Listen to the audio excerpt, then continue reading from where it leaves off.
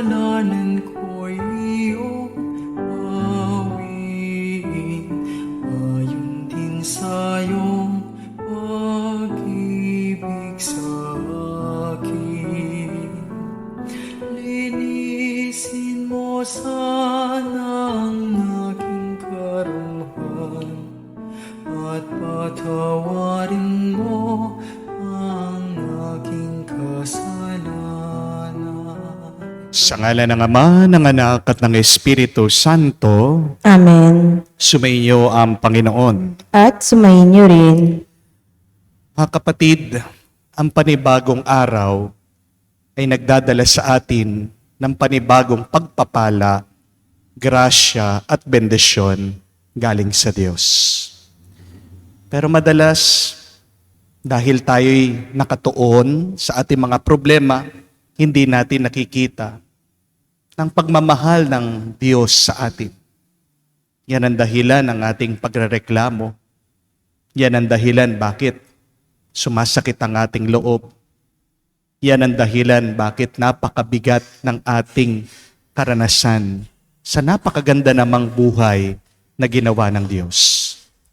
Sa mga pagkakataon na kung saan di natin nakita o pinasalamatan ang mga himala ng Diyos sa ating buhay, sa mga pagkakataon na kung saan tayo'y nagsabi-sabi ng napakapangit o hindi maganda, sa mga pagkakataon na kung saan tayo'y nagreklamo sa Diyos, magpakumbaba tayo ngayon, hilingin natin ang kanyang awa para makita tayong karapat-dapat makatanggap muli sa mga banal na misteryo.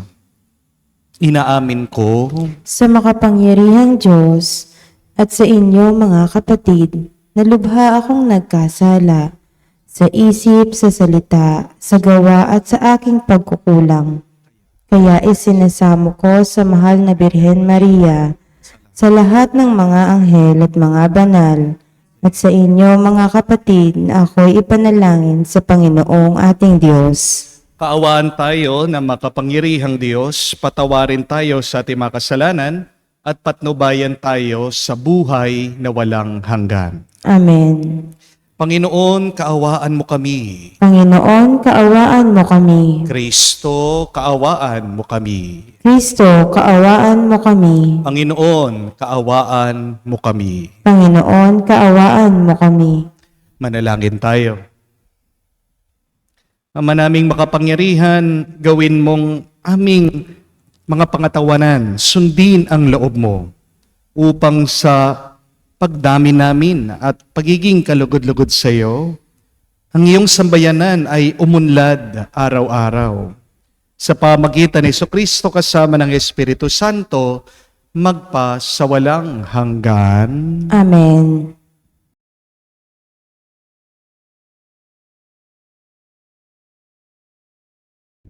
Pagbasa mula sa aklat ng mga bilang. Noong mga araw na iyon, mula sa bundok ng Hor, nagpatuloy ang mga Israelita patungong dagat ng mga tambo upang lihisan ang Idom. Dahil dito, nainip sila sa pasikot-sikot na paglalakbay na iyon. Nagreklamo sila kay Moises. Inialis mo ba kami sa Ehipto para patayin sa ilang na ito? Wala kaming makain ni mainom. Sawa na kami sa walang kwentang pagkain ito. Dahil dito, sila'y pinadalhan ng Panginoon ng makamandag na ahas. At sino mang matuka nito ay namamatay. Kaya lumapit sila kay Moises. Sinabi nila, "Nagkasala kami sa Panginoon at sa iyo. Idalangin mo sa kanyang paalisin ang mga ahas na ito." Dumalangin nga si Moises at ganito ang sagot sa kanya ng Panginoon. Gumawa ka ng isang ahas na tanso. Ilagay mo iyon sa dulo ng isang tikin At sino mang natuklaw ng ahas na tumingin doon ay hindi mamamatay. Gayon nga ang ginawa ni Moises. Mula noon, lahat ng matuklaw na ahas, ngunit tumingin sa ahas na tanso, ay hindi namamatay. Ang salita ng Diyos. Salamat sa Diyos. Dinggin mo ang aking dasal, pagsamo ko'y paunlakan. Dinggin mo ang aking dasal, pagsamo ko'y paunlakan. Dinggin mo, O Poon, ang aking dalangin. Lingapin mo ako sa aking pagdaing. O huwag ka sanang magkubli sa akin, lalo sa panahong may dusa't hilahil. Pag ako'y tumawag, ako'y iyong dinggin. Sa sandaling iyo'y agad mong sagutin. Dinggin mo ang aking dasal, pagsamo ko'y paunlakan. Ang lahat ng bansa sa Poon ay takot, maging mga hari sa buong sinukob. Kung iyong itayong pamuli ang Siyon, ikaw ay maghahayag doon, Panginoon. Daing ng mahirap ay iyong diringgin, di mo tatanggihan ang kanilang daing. Dinggin mo ang aking dasal, pagsamo ko'y paunlakan. Ito'y matititik upang matunghayan ng sunod na lahing di pa dumaratal. Ikaw nga, O Poon, ay papupurihan mula sa itaas, luklukan mong banal. Ang lahat sa lupa'y iyong minamasdan, iyong dinirinig ang pagtataghuyan. Ng mga bilanggong ang hatol ay bitay, upang palayain sa hirap na taglay. Dinggin mo ang aking dasal, pagsamo ko'y paunlakan.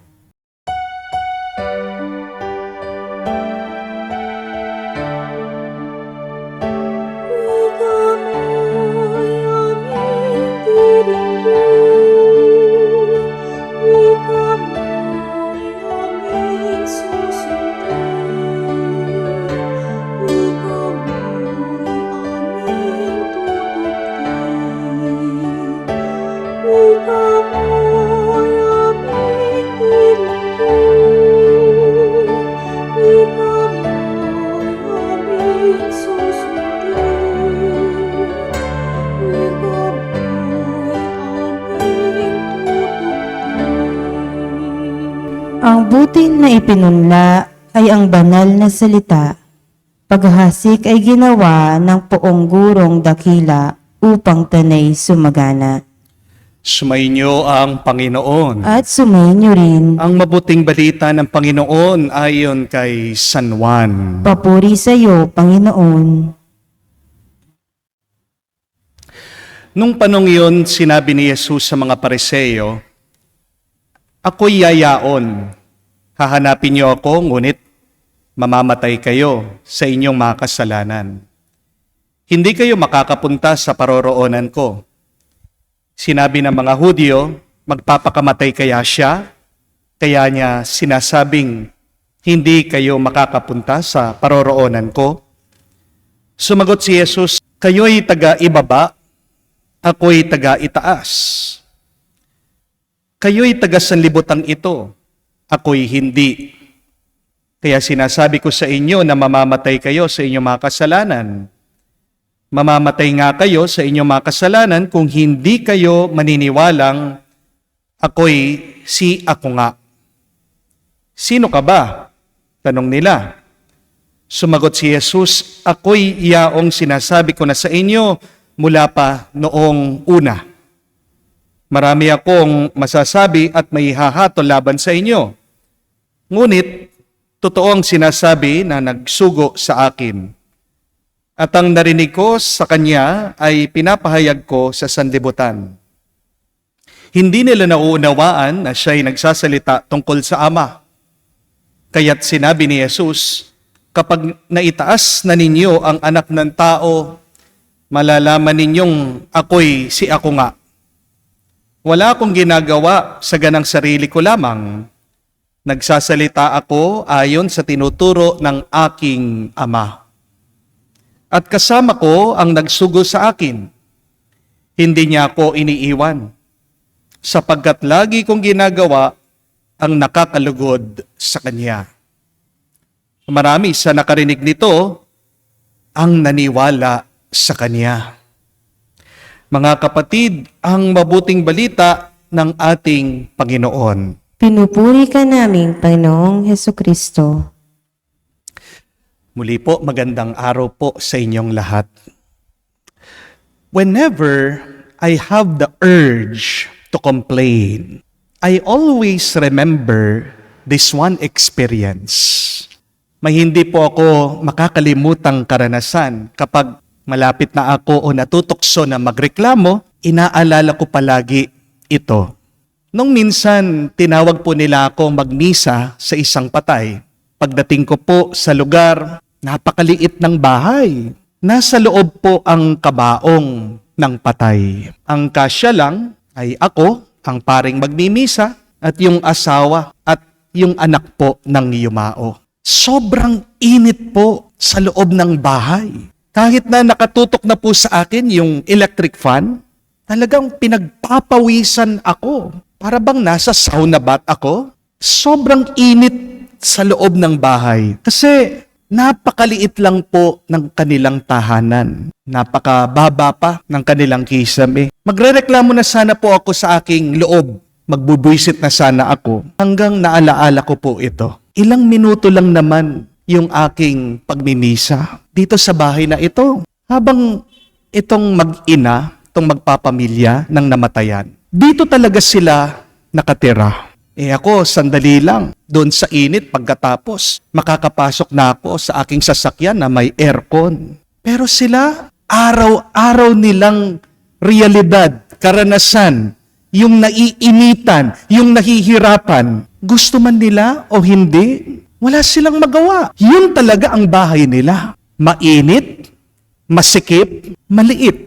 At dagdag pa po dito, alam ko, lalo silang maghihirapan sa buhay. Kasi yung breadwinner nila, yung kanilang ama, yung asawa, ay pumanaw na. Sino pang tutulong sa kanila? Paano nila maaayos ang kanilang maliit na bahay? Ngayong sila na lang dalawa. Kaya imbis na ako po'y magreklamo noon, una, ako po ay humingi ng tawad sa Diyos. Pangalawa, nagdasal po ako sa Diyos na basbasan sila dahil alam ko kung gaano kahirap ang buhay nila. At pangatlo, nagumpisa po ako magpasalamat sa Diyos sa mga grasya na pinagkakalob niya sa akin pero madalas hindi ko napapansin. Dahil merong mga ibang tao na nahihirapan pero nagtitiis sila. Merong mga tao na napakabigat na kanilang pinagdadaanan pero lumalaban sila. Meron din mga ibang tao na nalulungkot pero umaasa pa rin sila sa Diyos. Tandaan niyo po yan mga kapatid, may dalawang dahilan para hindi ka naman magreklamo sa buhay mo. Una, dahil hindi ka naman pinapabayaan ng Diyos. Amen? Kahit na sabihin mo, marami kang problema, marami kang pagsubok, kung ginising ka ng Diyos, kung umihinga ka, kung umiiral ka pa rin, ibig sabihin, nandyan ang Diyos, pinapalakas Kanya. Hindi ka pa rin iniiwan at binibitawan ng Diyos. Amen? At pangalawa, hindi ka dapat magreklamo dahil meron mga ibang tao, mas mahirap ang kalagayan nila kesa sa'yo. Pero tingnan mong ugali nila, hindi naman sila mareklamo. We might not know this. We might not be aware of this. But please understand and remember, to complain is a sin. Tandaan niyo po yan. Isang kasalanan ang pagrereklamo. Because when you complain, you become ungrateful to God. When you complain, you show you don't trust God. Yan po yung ating narinig sa unang pagbasa. Nagrereklamo daw ang bayan ng Diyos sa Kanya. Bakit pa daw sila nilabas sa Ehipto? Nagsasabi-sabi sila. Narinig niyo po? Sabi nila, nakakatawa wala kaming makain, wala kaming mainom. Na sa totoo naman, meron naman binibigay na pagkain at tubig ang Diyos. Pero bakit nila nasabi na wala? Ang totoo, nagrereklamo sila kasi hindi daw masarap yung pagkaing binibigay ng Diyos. Sabi nila, ano ba naman ang walang kwentang pagkaing ito? Di ba? Dahil hindi ka nagpapasalamat, napakapangit, napakasama ng tingin mo sa mundo.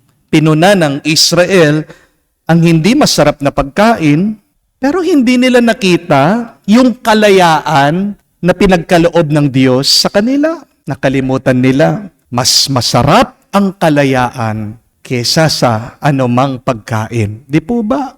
Aanuhin mo yung pagkasarap-sarap na pagkain kung nakakulong ka naman, kung hindi ka malaya.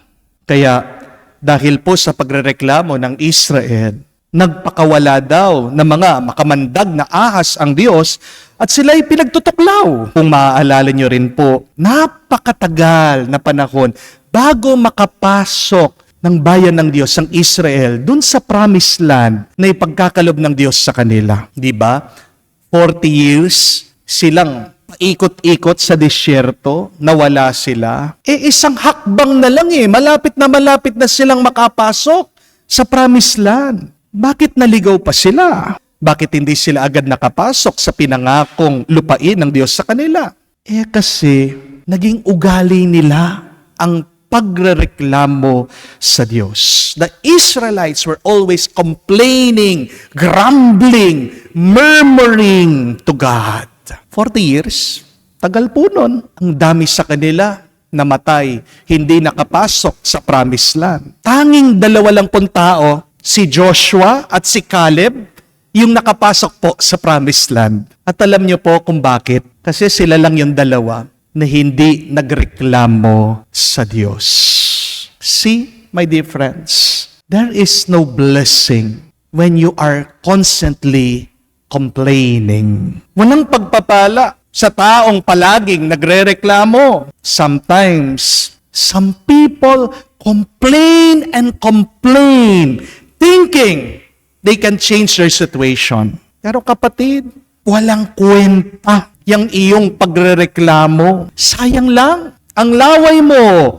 Sayang lang ang lakas mo sa iyong pagrereklamo. Remember that complaining is draining your energy. Hindi ko po sinasabi na hindi na dapat kayo malungkot sa mga masasamang nangyayari sa mundong ito, sa inyong buhay. It is your right to be sad sometimes. Karapatan niyo po ang malungkot kung nalaman mong may anak pala, yung asawa mo, ang tagal na niyang tinatago sa'yo. Kung nalaman mo yung pinagpaguran mo, nilustay ng anak mo, nalaman mo yung kapatid mo, nalulong sa bisyo, binenta niya yung lupa niyo.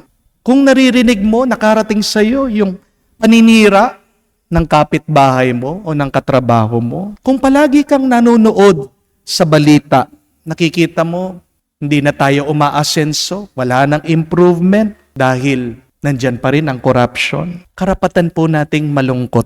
Complaining about the evil in this world, in your life, is not bad. It can be a prayer. Actually, kung babasahin niyo po ang Biblia, makikita niyo na si Haring David, ang mga propeta, pag nagdadasal sila, sinasabi naman nila sa Diyos yung masamang ginagawa ng ibang tao. Para bang pagrereklamo? Pero hindi. Nagre-report lang sila. Sinasabi lang nila sa Diyos yung kanilang nararanasan. Pero kailan nagiging masama ang pagrereklamo? Ito po, kapag hindi mo na nakikita yung pagpapala, yung grasya na pinagkakaloob ng Diyos sa iyo. Bad complaining is when you stop talking to God and you become very ungrateful in your life. Be careful when you complain because you might become toxic to other people. Ang kasabihan nga po, para daw pagsusuka ang pagrereklamo Maaring pagkatapos mong magsuka, yan yung pagrereklamo. Hindi naman po gagaan yung pakiramdam ng mga tao. Maaaring pagkatapos mong magsuka o magreklamo, ikaw, oo, alam ko po, gumagaan yung inyong pakiramdam. Pero, pansinin nyo naman yung mga taong nakakarinig sa inyo. Baka sila naman yung sumasama ang kanilang pakiramdam, ang kanilang loob. Di po ba? Ganyan yung epekto pag nakakita ka ng taong nagsusuka. Nawawalan ka ng gana. Nakakawala ng gana. Minsan ang pagrereklamo. Also be careful with your words, my dear friends, because they reach heaven. Remember, your tongue has the power to steer the direction of your life. Your tongue has the power to produce things, reality in your life. Paano titino yung asawa mo kung palagi mo namang minumura, palagi mong pinagsasabihan ng masama? Hindi ka naman sasaya kung palaging sinasabi mo na buwisit o masama ang buhay na ito. Hindi ka rin naman yayaman kung palagi mo sinasabi, mahirap ang buhay. Hindi ka rin naman gagaling, kapatid, kung palagi mo sinasabi na sasaktan ka, nahihirapan ka, nanghihina ka, para bang malapit ka ng mamatay. Paano ka magkakaroon ng buhay? Repetitive complaining will attract things that you complain about. Remember that. But repetitive gratefulness will attract what you are thankful for. Sabi rin po ng isang exorcist, napakaganda, that when you complain, you attract evil spirits in your life. Nag-ingat po kayo. Masaya ang masamang espiritu kapag naririnig kang nagrereklamo. Kung paulit-ulit mong kinekwento sa mga ibang tao ang masamang karanasan mo, kung palagi mong inuungkat nung hindi na magandang kahapon, nagdidiwang po ang mga demonyo, ang dyablo. Bakit? Kasi ibig sabihin, nagwawagi sila, epektibo sila sa pagtotormento sa'yo. Kapag madalas ka nagrereklamo, kakaunti ang pananampalataya mo sa Diyos. Remember that complaining is a sign of a weak faith in God. As St. John of the Cross said once, that someone who complains and murmurs is not perfect, nor are they a good Christian. Kung gusto mong maging mas mabuti at lumago pa ang iyong pananampalataya at buhay, kapatid, tigilan mo na ang iyong pagrereklamo. As I have said this, only open your mouth if what you are going to say is more beautiful than silence. Kapatid, labanan mo ang tukso ng pagrereklamo kasi nilalabanan mo lang ang plano ng Diyos sa iyo. Gusto kang pagpalain ng Diyos eh. Gusto ng Panginoon na bigyan ka ng grasya. Pero bakit hindi dumidiretso? Bakit di mo natatanggap? Ang sama mo magsalita. Instead of complaining, please, surrender to God.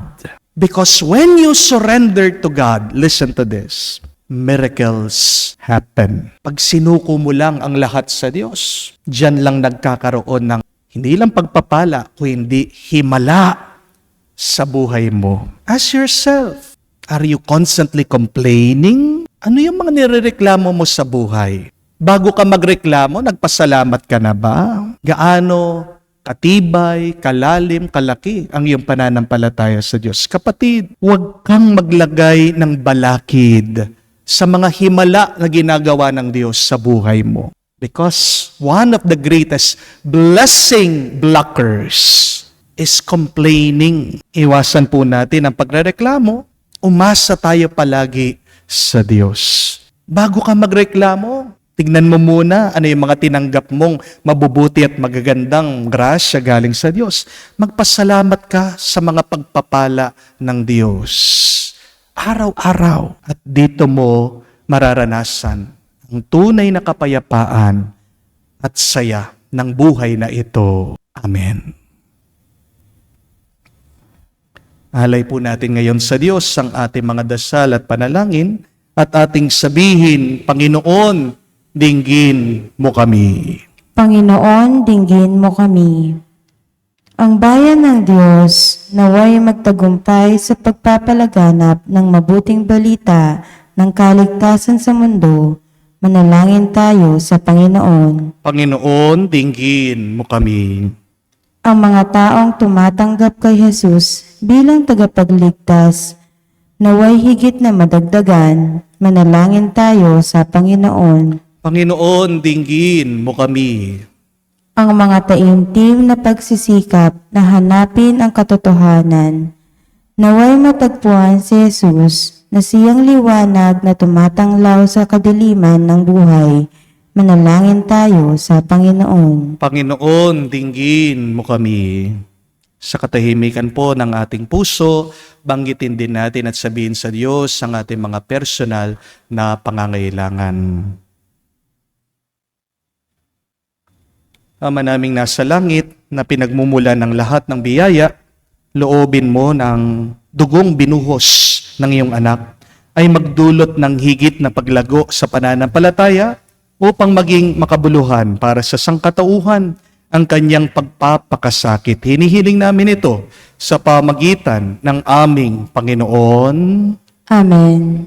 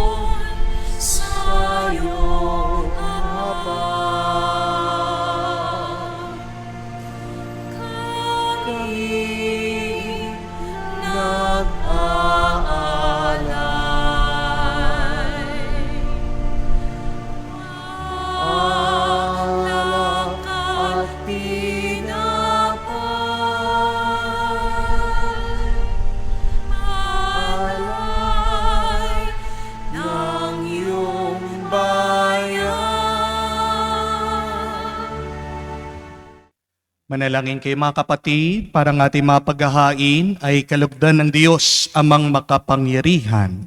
Tanggapin nawa ng Panginoon itong paghahain sa iyong mga kamay, sa kapurihan niya at karangalan, sa ating kapakinabangan at sa buong sambayanan niyang banal. Ama naming lumikha, sa paghahain namin ng mga alay, upang ipagdiwang ang iyong banal na tipan. Patawarin mo ang aming mga kasalanan at itaguyod mo ang lungati ng aming kalooban. Sa pamagitan ni Jesucristo kasama ng Espiritu Santo, magpa sa walang hanggan. Amen.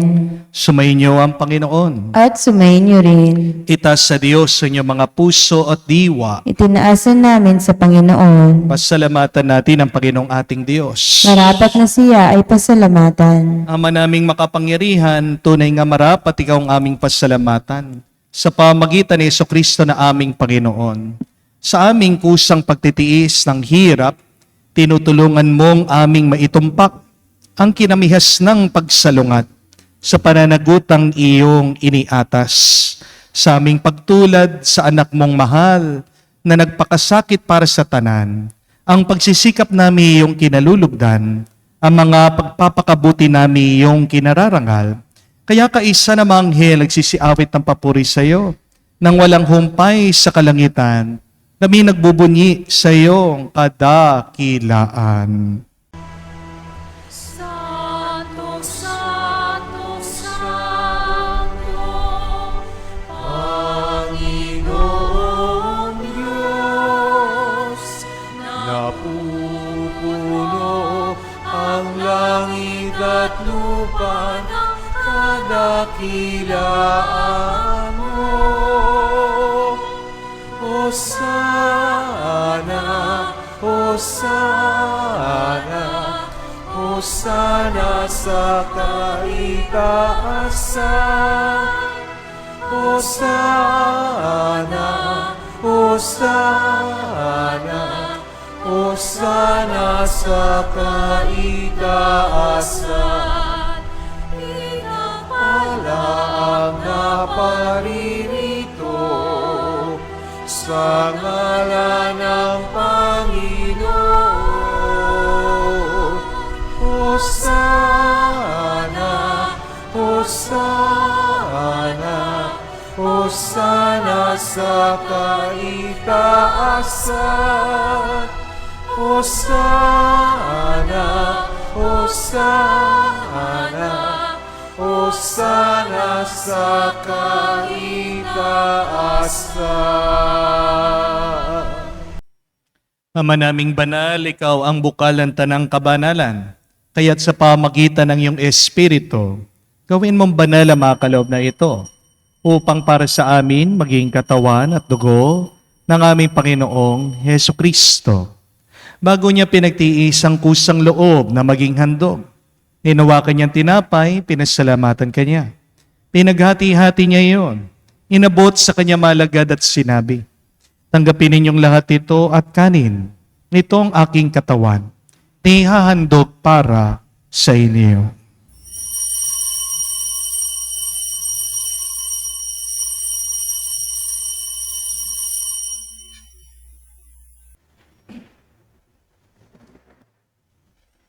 Gayon din naman, matapos ang hapunan, hinawakan niyang kalis.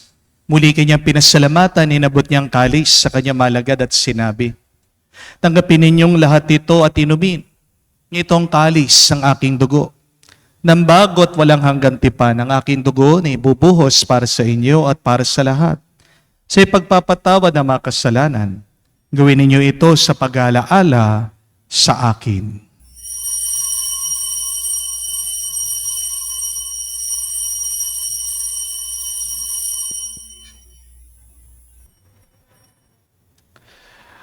Ang misteryo ng pananampalataya.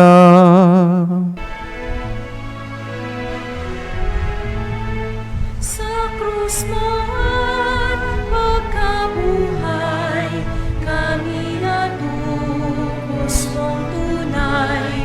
Oong Jesus, naming mahal, iligtas mo kaming tanan, ngayon at magpakailanman.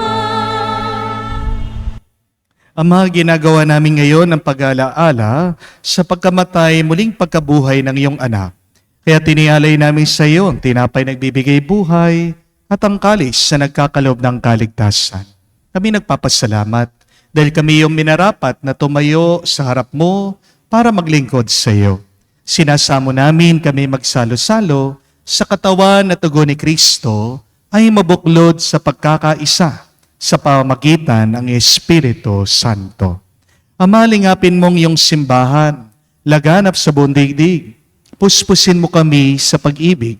Kaisa ni Francesco, ang aming Santo Papa, si Florentino, aming Arsobispo at ng Tanang Kaparian. Alalahanin mo rin ang aming mga kapatid na nahimlay, may pag-asang sila'y muling mabubuhay. Gayon din naman lahat ng mga pumanaw. Tawan mo't sila't patuloyin sa iyong kaliwanagan. Tawan mo't pangindapatin kaming lahat, makasalo sa iyong buhay na walang wakas.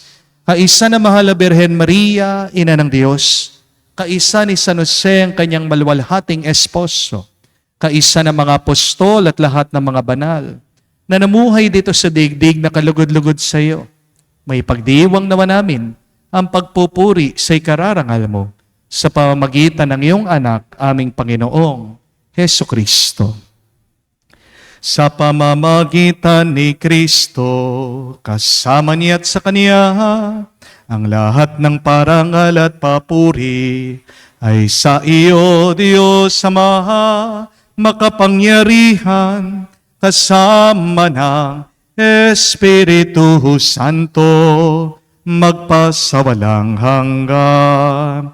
Amen, Amen, Amen. Sa nakakagaling na utos sa turo ni Jesus sa Panginoon natin na Diyos, ipahayag natin ang lakas loob.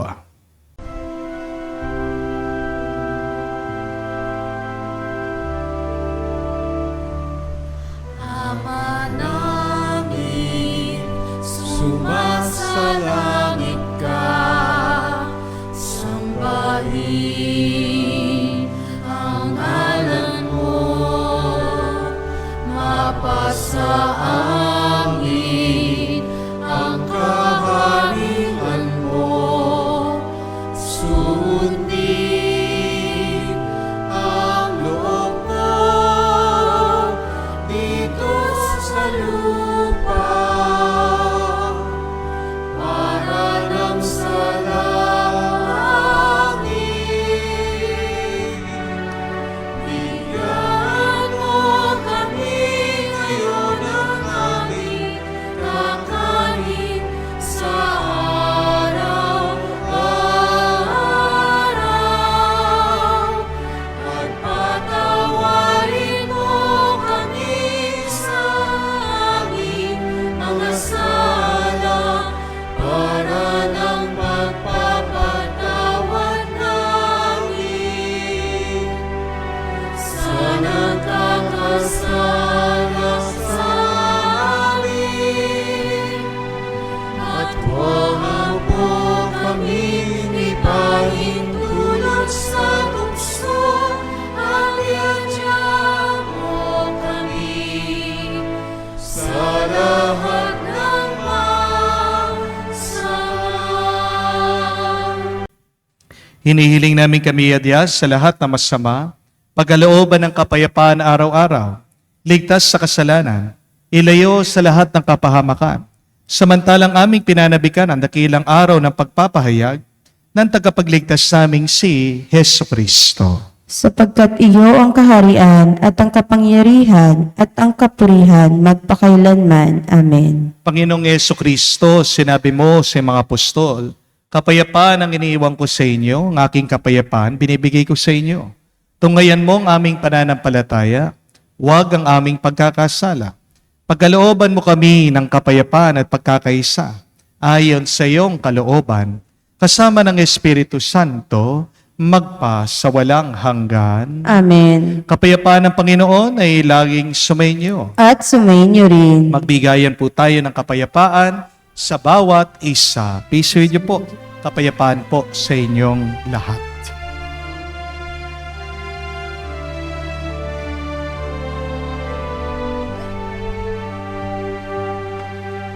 Kordero ng Diyos na nag-aalis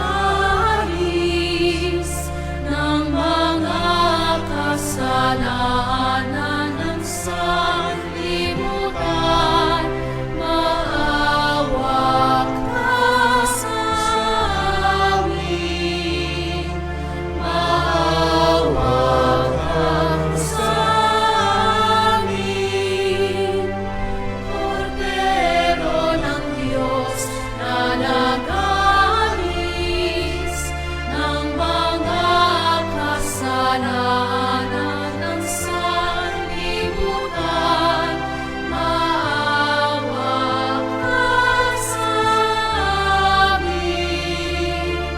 Maawa ka sa amin. Kordero ng Diyos na nag-aalis ng mga kasalanan ng sanlibutan,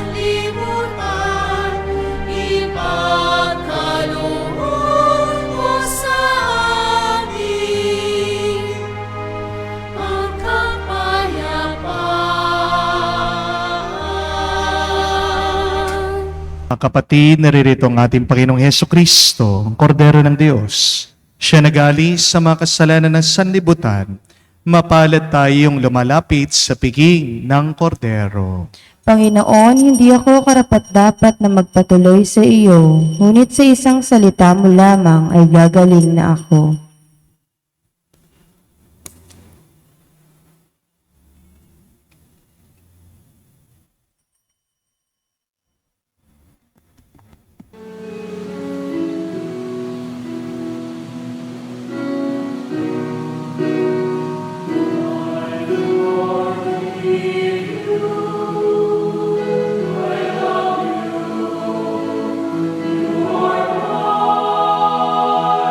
Say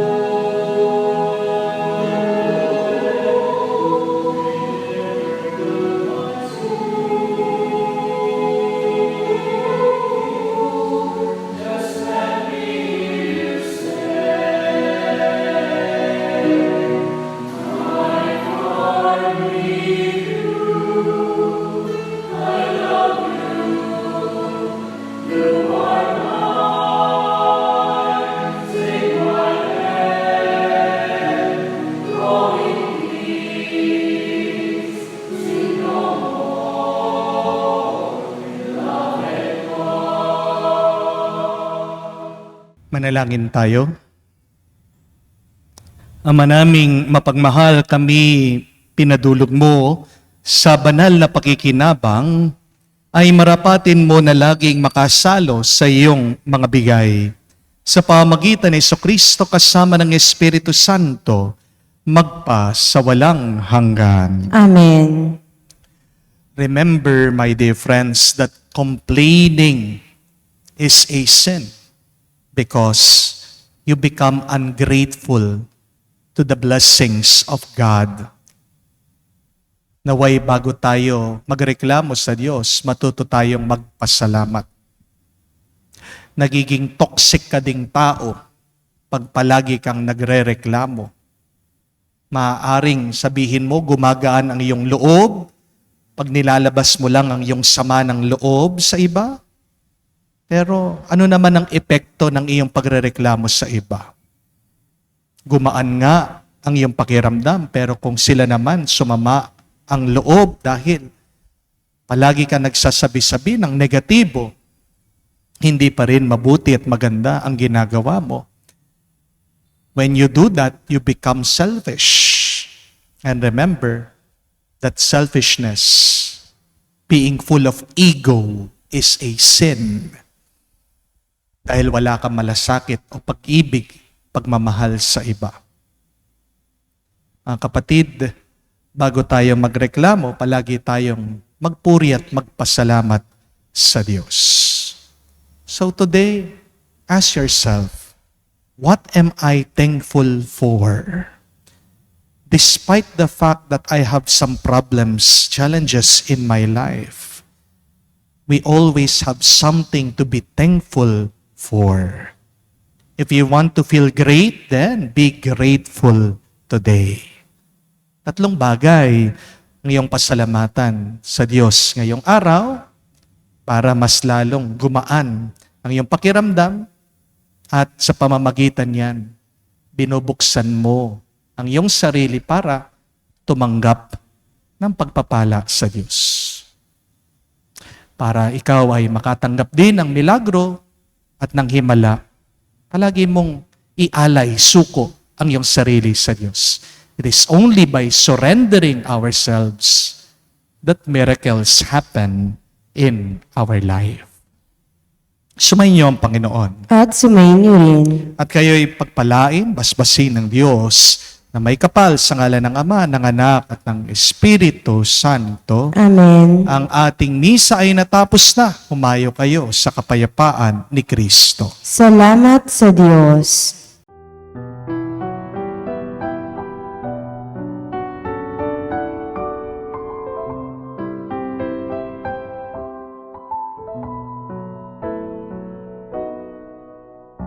Ako'y kaawaan, o mahal kong Diyos, sangayon sa iyong kagandahang loob, mga kasalanan